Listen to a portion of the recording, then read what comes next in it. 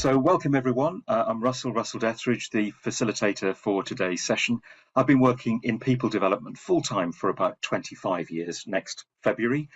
And before that, I was working for Lloyds Bank and then Travelers Insurance during the 1990s.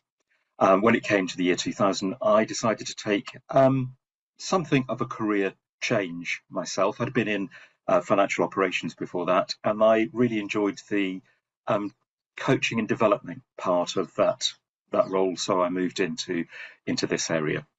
For those of you who are still joining us, while we were waiting, I asked people to think about the question in the chat. What's the best career tip you've ever been given? If you don't ask, you don't get, from Samantha. Do something you love and you'll never work a day in your life. Super cheesy, I know, says Michelle, but I think it's true. I think it's true. See every new task and job as a stepping stone to what is next. I love that, Ilana. And Sepha Brooke, every challenge is an opportunity. My dad, who's passed many years ago now, was a milkman, and before that he was a coalman.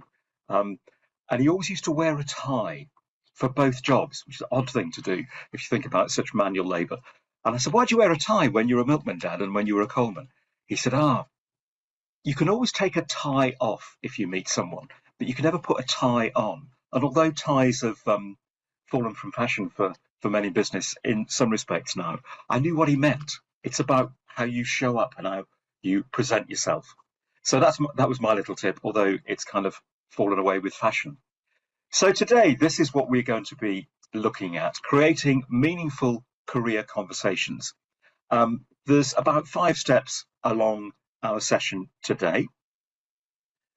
We'll first of all look at a report, a high-level look at a report from an LHH survey we did earlier in the year, the Global Workforce of the Future, Unraveling the Talent Conundrum, because I think there are some interesting statistics there on what we've uncovered about why the power of career conversations and potentially why line managers don't have them. There'll be a quick over to you poll so we can take a look at your thoughts on some of the reasons people don't perhaps hold career conversations. And then I'll share with you our tips on having career conversations from the point of view of somebody's line manager. So if I was the line manager of 8 or 10 people or so on, how I go about beginning those conversations. The 5, apart from one, the 5 A's of career conversations aren't in any particular order. They are kind of topic areas to consider. One that's in order, of course, is the action planning, which is both at the beginning and at the end. Plenty of time for questions and answers. If you've got a question, you might pop them into the Q&A tool that we have, or you can pop them in the chat function, and myself and my great colleague Rumani will try and keep a hold of them and answer them as quickly as possible. And then we'll finish with a final thought. Okay, so with 3 minutes in, let us now begin. So first of all, as I mentioned, earlier in the year, LHH conducted a Global Workforce of the Future survey, Unraveling the Talent Conundrum. And I thought one of the first places we could start in thinking about the power of career conversation is the results when we looked at exit interviews, what people are saying when they leave. There are some things we would expect. The reason people leave, nearly 50%, is because they can find a higher salary or greater value somewhere else. Then there's the better work-life balance.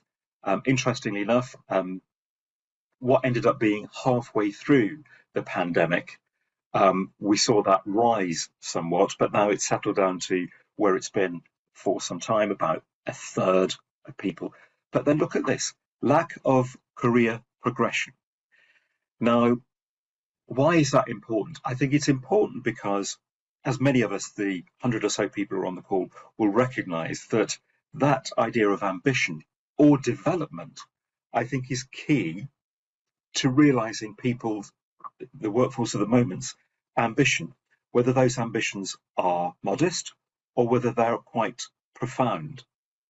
One thing I will point out as well is, often we think of career as going up the ladder somewhat, whereas actually it's about development, it's about deepening skills and widening them as well. So if we take a look at those statistics and then take a look at the frequency of career conversations that we uncovered in the report, there's some kind of interesting observations. So nearly a quarter of all the people surveyed have never had any kind of formal career conversations with their managers. So I think we interviewed about 3,500 people. So 25%, almost, a quarter almost, have never had any kind of formal career conversation with their managers. 17% of those who said they had are only afforded one opportunity per year. And although I don't know this, I would imagine that is folded in with a performance review. I would imagine that conversation is sort of folded in there. 17% have had career conversations at least once per quarter. So that's okay in a way, but still quite low. And 17% have them once a month. So some interesting observations there about how people are sort of, what I took away from those kind of four perspectives are how people are kind of sort of left on their own quite a lot of the time, just to, in inverted commas, get on with it. Now, if we dig even further into this, we then look at internal mobility. So 66% of people believe that companies should look to redeploy internal candidates before maybe they are exiting the building if reorganization is going on. And an organization's ability to deliver on that expectation tends to rise and fall in lockstep with the frequency of career progression conversations. So what that means is if we're having more internal career conversation and more frequently, we are more likely to be able to redeploy internally. It seems obvious, and yet the lack of meaningful and formal, with a small f, career conversations is by and large not happening. So we're often losing talent where we don't need to. So let's take a look at something else, and then I'll probably just ask you to consider or just share with us in the chat some of your thoughts. So when we look at growing the talent, career conversations at least once per quarter, where organizations have registered conversations once per quarter, 61% said that employers regularly share internal job openings. So of those, about 17% we saw earlier, when we interrogated those a bit further, they said that nearly two-thirds of people said that they are sharing internal job openings. So we're keeping that talent, or those organizations are keeping that talent. 50% said their company and their managers encourage them to apply for internal job openings. Again, keeping that talent. But the converse is also true. Of those never having career conversations, only 18% said they get access to internal job openings, and I think there's one more, and only 3% get encouragement to apply for those jobs. Now, I've done quite a bit of the talking for the last 9 minutes. It would be great if you could share with us in the chat. You can put it to me privately, so if you look at the chat, you can put it to the hosts and panelists if you want to keep it private, or you can share it with everyone, just under everyone, in the chat. What's your reaction to some of those statistics? What's some takeaways? What's some observations that you would share, being HR professionals or somebody interested in career conversations, from what I've just shared with you? So I'll leave the growing talent slide up for just a moment, but the question I'll pop into the chat is, what is your take, as it were, on what we have shared so far? So what's your take on what we have shared so far? So now what I'd like to share with you is, and this was coming out in some of the chat we heard earlier on about some of the reasons why line managers don't have these conversations. So what we are hearing, and what I've heard in the 8 years I worked for LHH, First of all, I don't have the time. Often line managers say, oh, I would love to, but I don't have the time. The second one, I don't know how, so I don't want to lift the lid on that. Thirdly, I don't see the relevance. I suppose that builds into we've nowhere to put people in their career development anyway, so what is the point? It's covered in performance management conversations, so why on earth would I do anything else? And then finally, these are the top 5 that we see. We're worried it might encourage people to leave.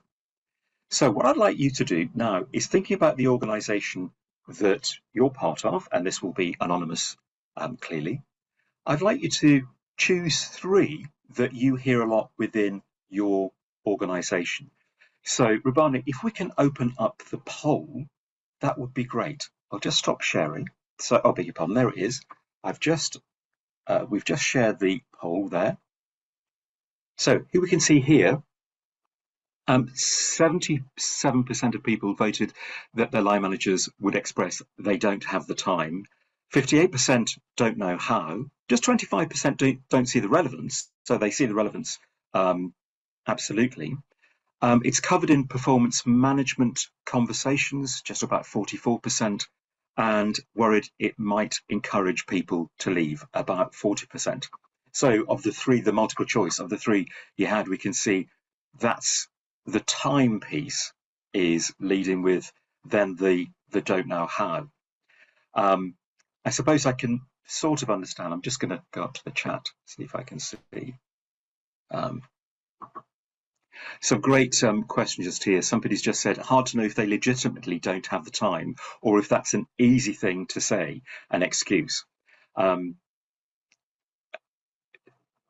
somebody else just pointed out about onboarding as well, just in the chat. I think, Rachel, you make that a really good point.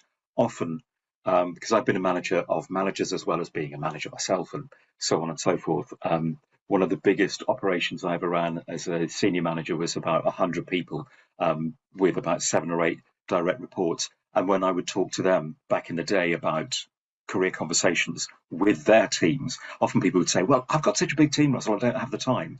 And is it the will or is it the skill? Now what I would like to do is share with you, I think, a set of conversational steps that can help line managers, first of all, demystify and we'll take that time, demystify and take some of the challenges out of career conversations. And secondly, a solid framework for having them. I was delivering some training the other week to some, they're sort of mid-level managers. It was a 3-day course, and we started to talk about career conversations. And I said, what stops you? And these 5 came up, not having time, don't know how, and so on. And somebody said, do you know what, Russell? I'd sooner have a disciplinary conversation with somebody than a career conversation. And I said, oh, and we all went, oh. And I said, why would that be? And they said, because there are frameworks for disciplinary conversations, and I'm not sure how to frame a career conversation. I know what I should say and what I shouldn't say in a disciplinary, but it's otherwise in career conversations. Rachel, yeah, we'll send you across a PDF of the slides as well. Sharon, I think on occasion there is a fear as they don't have the options to offer support. Absolutely. So let me just move forward this. So when I'm talking to line managers about having career conversations, and we've got longer than an hour and we've got kind of half a day or a day to talk about it, one of the places I start is having an underpinning approach to them. Career progression is not a performance conversation, a performance review. The performance review is important and can lead on to a career conversation. And as somebody pointed out in the chat just now, although it does take a bit of time now, it takes even longer to recruit and reskill and upskill somebody moving into a new role. So actually, you are likely to save yourself some time. Good career conversations don't only talk about the next opening, but why that next opening might be appropriate to the person you're talking to. therefore their motivators and drivers. You've probably seen other data, I don't have it in this deck, but other data that says people are looking much more now post-COVID for more meaning in the work that they do that relates to their own values. And that's, for me, stronger than ever it was before, because it is now, there used to be kind of ranks of roles where that used to apply, but now it's right across the board. What difference do I make? As somebody mentioned, often we don't have the support, the reskilling to back up these conversations. But I think on a broader level, organizations should start to look at them. That can be a mentoring program. It can be a coaching program. It doesn't have to be kind of a big skills or leadership development training. Managers need support and encouragement to have career progression talks. That's what I'm about to share with you.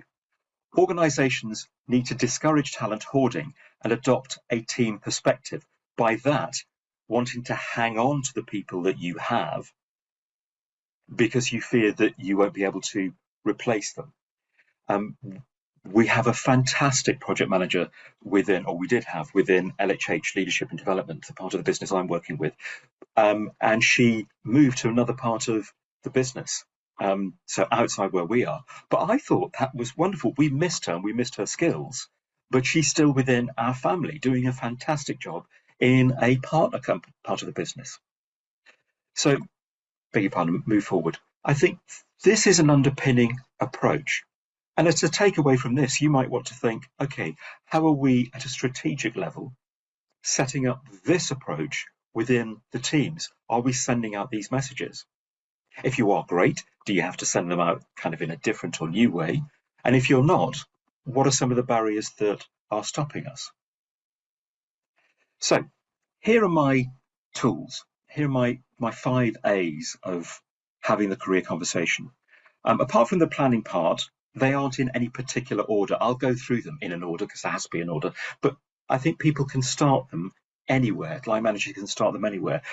And I often say when I'm training this in, think about the person you're talking to.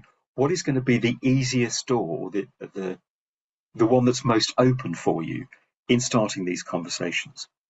So I'll start at 11 o'clock with appreciate your uniqueness, if I can speak. Knowing your people. Now, we always say that, don't we? In team leader training or manager training, always know your people. It's a bit of kind of a mantra that we say, but I think it is always important, and it is often only superficial, and it needs to be more than cursory and perfunctory in having career conversations. Assessing capability, building awareness of how somebody is doing. Often line managers start here because it is the most familiar, but only in relation to the other 4. Anticipating the future. I found line managers adore doing the prep for this. Every time I've run a half day or a full day session on briefing line managers to have career conversations, this is really where they're most engaged, how they see their team or the function of their team and the skills related to their team changing over the next few years. They anticipate the future just about 4 o'clock. Align aspirations just at 7 o'clock is, setting the SMART goals, but how what the employee, the team member wants aligns with the team need and the organizational need. The piece that kind of sits and is the red thread throughout is the support development plans, the accelerate development. So we're always making note of what's next, the outcome of conversations, so they're not just left swinging in the air. I'm going to start with appreciate uniqueness, and I'll work through this. But as I mentioned before, by and large, people can start in any place they want. So appreciate uniqueness. Often people don't know how to start these conversations, but I would share these 5 or so things, 4 questions we've got here, 5 questions we've got here. I ask line managers to start here. Okay, describe a really good day at work and the aspects present that made it good. So if I think about somebody in my team, we spent a day together yesterday. Just thinking about her in my mind, we didn't talk about this yesterday, but describe a really good day in your team, a really good day for you? And I think, I don't know, I think she would say where there is variety, but a focus on her specific skill set, which is around running assessment programs and looking at the reports that come from that. I think a successful day for my colleague would also be one where she feels more in control, that she feels that she isn't in a state of stress, and that she can close her day at a reasonable time.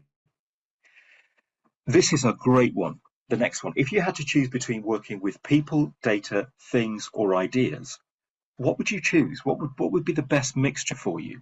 Now, some people go, oh, always be people all the time. And that's great. For me, people would win hands down. Say for my sister, data and ideas would be her. When we went into lockdown, she's quite an introvert, my sister. I said, this is ideal for you, isn't it? She said, yeah, I don't have to go to meetings with people. I can kind of select when I'm with them. So that was great for us. So data and things is great. Data and ideas is great. Things, by the way, often people go, what do you mean by things?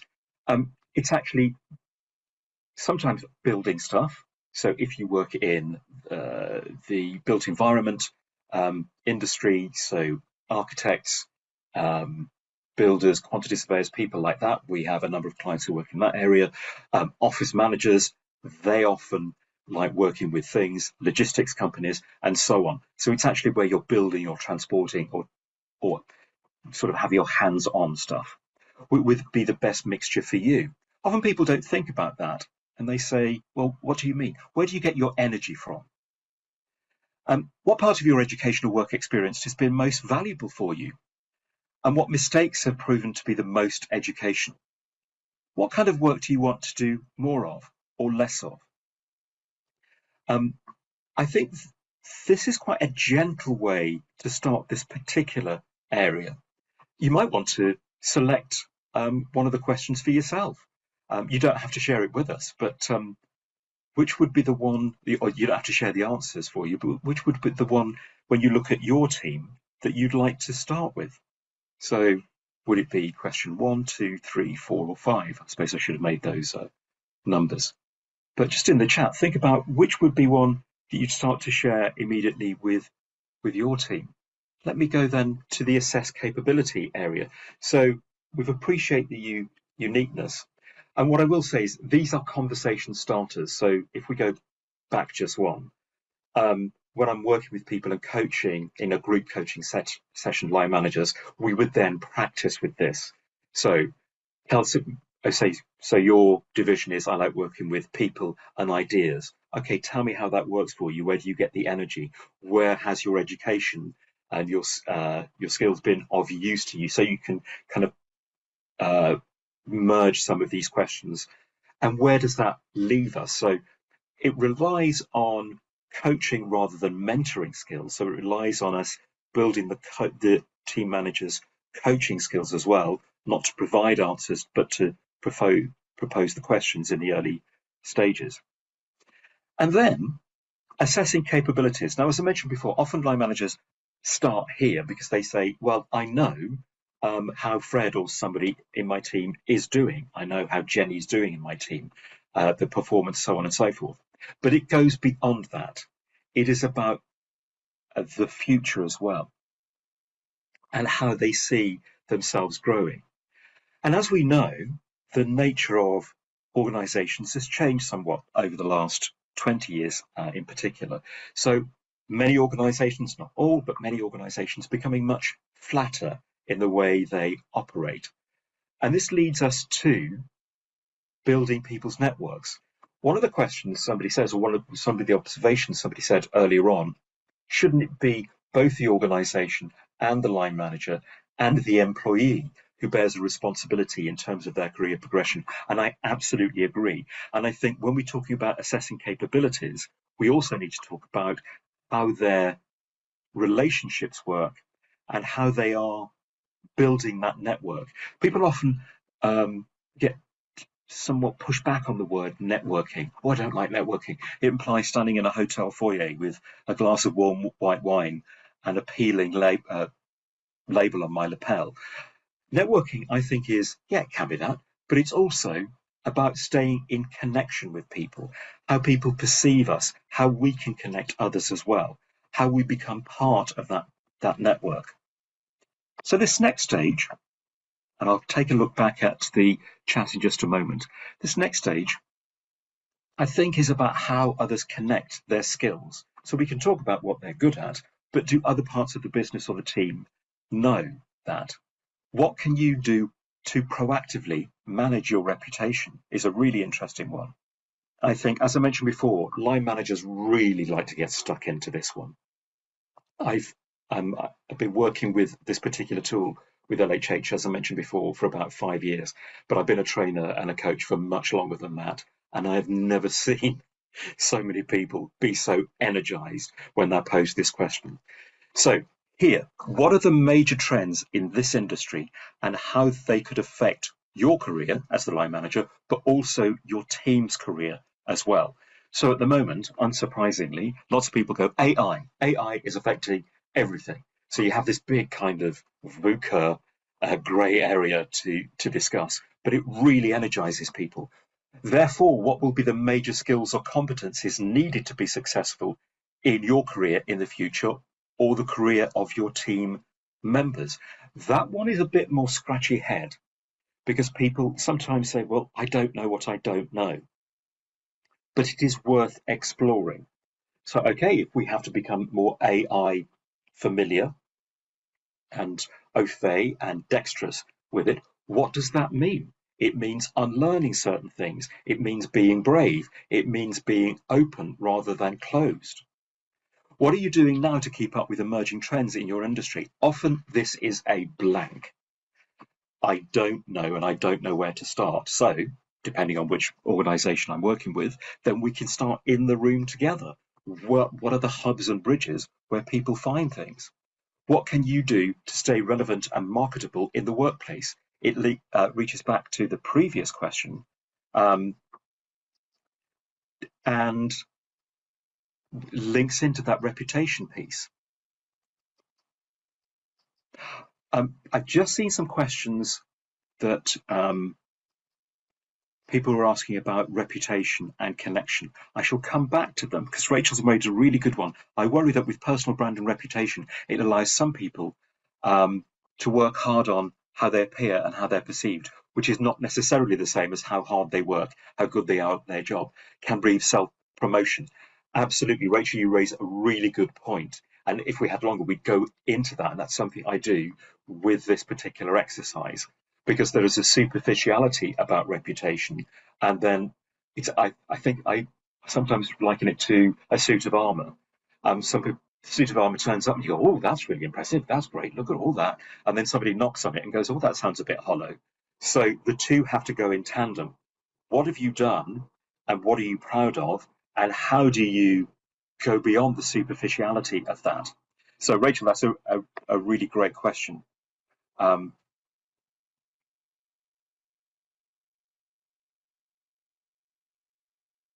Darren makes a really good point in assessing capability. You can be good at something, but it may not give you energy. It'll be something you want to do more of.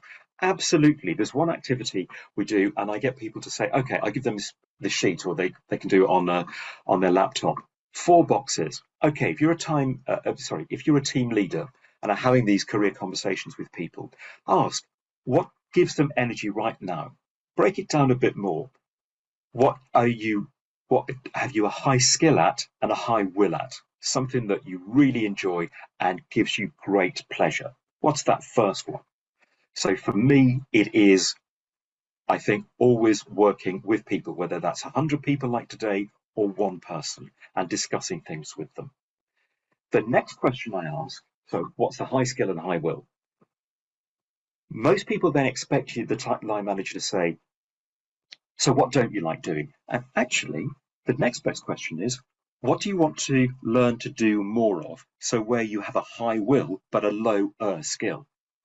So what's that? That can begin to be unlocking as well.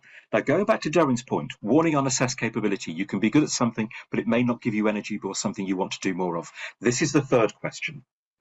What can you do really well, but really don't want to do anymore? I can do such and such standing on my head, but I'm bored stiff of doing it.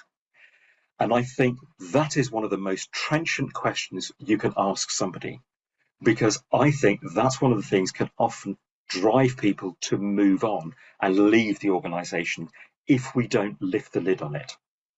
So what can you do really well but are bored stiff doing it?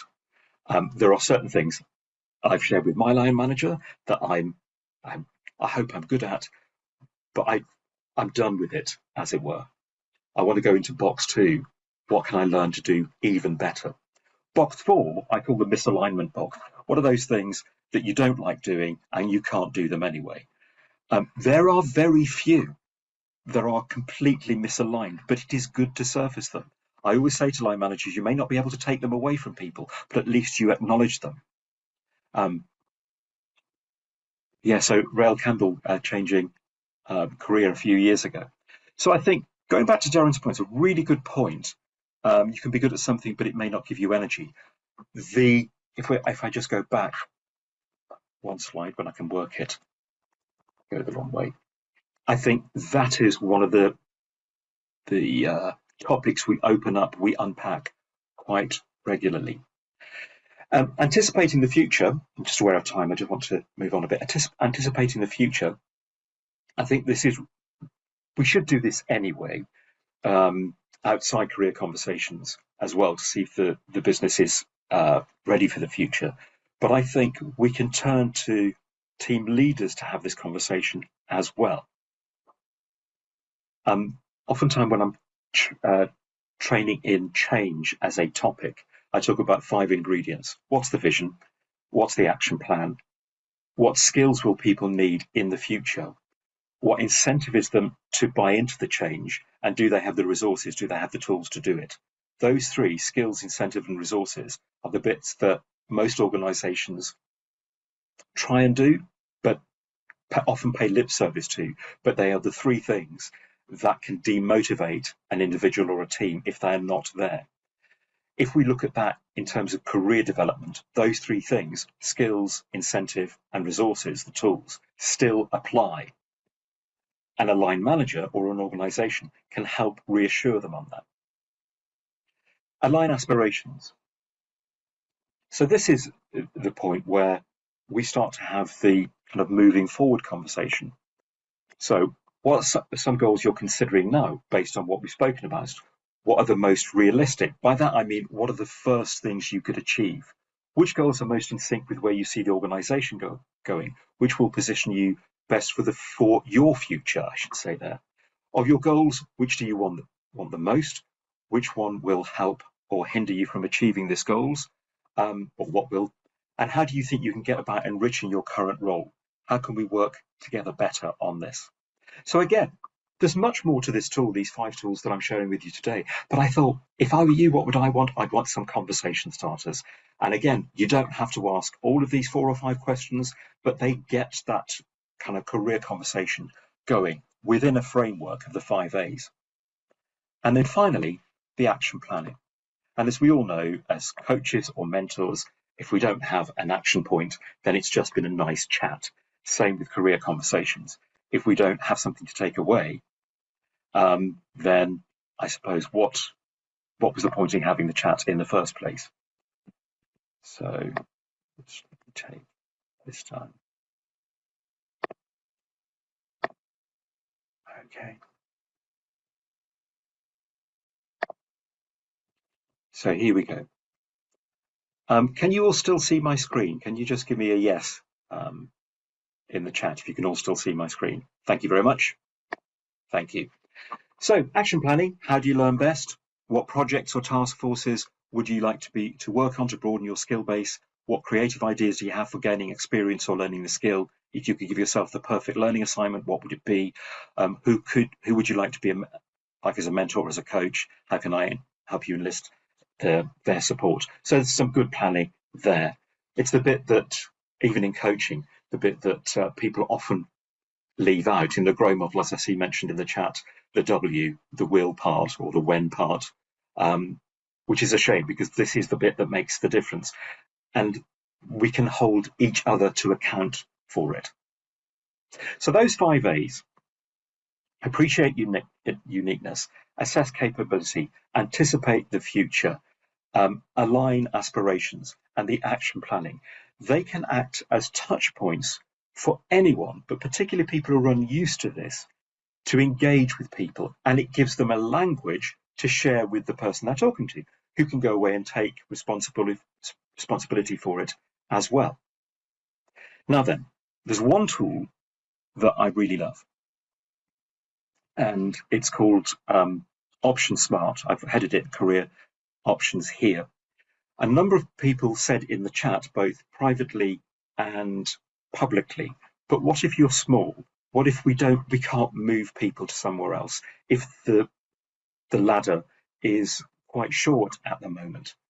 I think it cannot be an answer to that 100%, but it can move people to a more fulfilled position or greater fulfillment in the role that they're in, or a similar role. As I mentioned before, many people consider career development to be a vertical journey. I start as the most junior person, and then if I want to be, I become the CEO. And there's that kind of career progression. Often people don't want that. Often that is not available. Often people want something else, and that want changes during their lives. So as part of the conversations that we have with people when I'm training in the 5As, we have this consideration, which is a tool called Option Smart. It gives people a score based on where they are right now. So the 13th of November 2034, that's really been a long training session, 2024. It's 6 areas of development or career progression. A lateral move. So if somebody's got their high score as a lateral move, it means staying in the same rank, but perhaps moving to a different team. It is that straightforward, or a different function. So there is a lateral move. 2 that are really, really popular are the next 2 you can see on the screen: enrichment and exploration. Enrichment is staying in the role that you're in, but becoming, for example, a subject matter expert. So I tend to be a leadership trainer, coach, and mentor. That's where I am, but it tends to be quite broad. The topics I work on range right across the spectrum. But let's just say I decided in 2025 I wanted to become have an enrichment approach. Then I might say, well, what I'll focus on now is change management. That's what I will focus on for the years 25 and 26. I'll be the subject matter expert for UK and Ireland, LHH. That's what I will be able to do, the enrichment, the SME. Exploration is almost the reverse of that. It's actually adding things to the role and widening the remit of the role. So I would like to draw this into it. I'd like to draw that into it as well. So often usually what happens is, if they've been within the organisation or a particular role for about 12 months and 18 months, and they take this assessment, enrichment and exploration start moving towards the top. You start seeing people say, I'd like to have more stuff. Realignment, we saw this rocket to the top towards the end of the COVID pandemic, and then it's gone back down again. Realignment is, I'm still staying with you, I'm still staying with, in my case, LHH, but I am renegotiating my relationship to my employer. A straightforward one would be, I'm going from 5 days to 3 days. That is a realignment. It could be, and I've worked with people like this who've stayed in the same organisation, they're going from a director level to a manager level, because that's, for various reasons outside the organisation or for themselves, that's what they'd like to do. So it might be a realignment and then a lateral move, so into a different division, but actually kind of not at such a high level, as it were, in inverted commas. So you get that realignment as well, or reshaping what the role is beyond exploration. So it's a rethinking of the role, maybe even the creation of a role. I was coaching somebody who was working at a university not long before the pandemic, and her highest was realignment. And as I was coaching her through, basically she said, I think there's a gap in the way we are supporting students, and I have a business case for a particular role that I know I'd be really good at. And that was where that realignment was coming from, which he then got the funding for. And I don't coach her anymore, as far as I know, is probably still doing it. The fifth one along is vertical, which is the next level of authority, as we usually see as career development, I think a little bit mistakenly. The final one, very rare, you'll be pleased to know, or you'll be surprised to know, is leaving the business, relocation. Actually, I've been here for however long it is, short or long time. It's not really for me anymore, so I'm looking to move on. That is so rare. I share these questionnaires with people at least 4 or 5 times a month and have the mentoring feedback. It rarely comes up. Sometimes people interpret some of the questions that relate to relocation, and it becomes kind of a geographical relocation, but they stay with the same business. So I want to move to Europe, I want to move to America, whatever it is, but that's quite rare as well. Often, and what does that tell me? Often people want to stay in the organization they're in when it comes to this career development. They need that to be unlocked by their managers and by the organization itself. So this is where I wanted to end up today. What I've shared with you is the data, first of all, from our recent research, the framework, those 5 A's, and line managers can start anywhere. The conversation starters, again, I know I sound like a broken record. You don't have to use all 4 or 5 conversation starters. It is just to begin. Where the responsibility sits for career development, what I say with my team is, whether it's performance management, career development, whatever it is, if this is a piece of paper, your name is in a great big font and my name is small font. And that's kind of where we sit in terms of the energy we bring to this. I will still bring my proportion of the energy, but it sits with you as well. And it's the same the way I look at my career with my line manager. Thank you so much for the time. With 137 people, 140 people at one point, I can't really make it as interactive as smaller groups, but I hope it was interactive as much as possible. Thank you very, very much for your time, and have a good rest of the week.